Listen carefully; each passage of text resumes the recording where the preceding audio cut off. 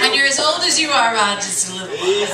No! So easy. Do come and see me and sign up for the mailing list if you're interested in the Vox Ferris workshops. They're super awesome, pay what you can, and just about every other week.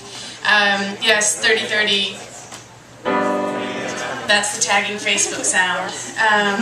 So I'm going to read this poem. This is The Fidelity of Cincinnati. Ooh. In the days when any boy with a ponytail and strong jawline was compared to Brad Pitt, I met a boy with a ponytail and a jaw of moderate proportions and made him my hairstylist. I made him my hairstylist, and he told me about his girlfriend Anya, for whom he drew astonishingly hot baths. Anya was Russian. I pictured her in the bath swilling vodka, angry as he said she often was. He was my hairstylist. He broke up with Anya. I didn't ask about the vodka when we started fucking. Anya was Russian. I pictured her large with a flock of red hair. I wanted him to draw me a bath, hot, but I never asked. I wasn't Russian. He'd cut my hair late on a Friday, and we'd fuck in the back of the salon and then go dancing. He'd flatter himself as women flocked to admire my still fabulous post-coital hair. He'd cut my hair, dye it some months redder, some months blonder. By the time I left to move back to Chicago, I was next door to platinum. The women in the clubs would compliment my post-coital near blonde hair, and he'd give them half-off coupons for their first visit.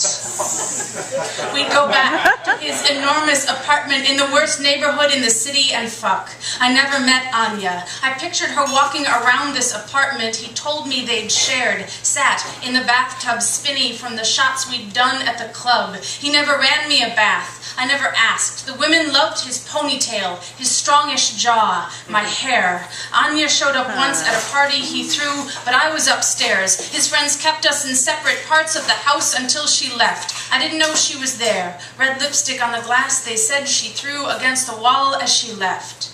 He could only come if you called his name. I was straight then.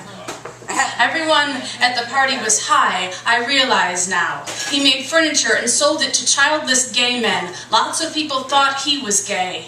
Anya crashed the party, drank half the champagne, smashed a glass, and left. She was Russian. He knew my friend Wendy from high school. It's how we met. She said Chris wouldn't kick anything pretty out of bed. I took him to Beth's wedding. We were bored, so we had sex in the stairwell. I did it mostly to have a story to tell. He came to visit a year after I moved back to Chicago. Before I left, he started fucking my friend Cora. This was before we broke up. I never really enjoyed vodka. The bathtub was enormous.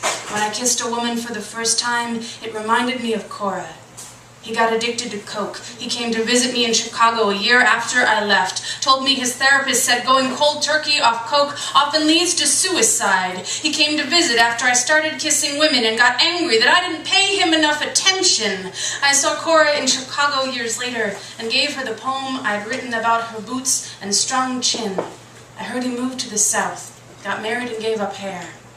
He married some southern girl, didn't marry Anya. I never got to meet her. She was Russian, and he drew her baths so hot they steamed the long hallway. The furniture was designed for the childless. I had bruises on my legs the shape of their so fashionable edges. I had no children. I am not Russian. I dyed my hair back. He didn't kill himself. It was another 10 years before I tried my first line of coke. Years before I heard he got married, heard he got clean, moved south, sells those ads that run before movies. I hear there's good money in that. Wow.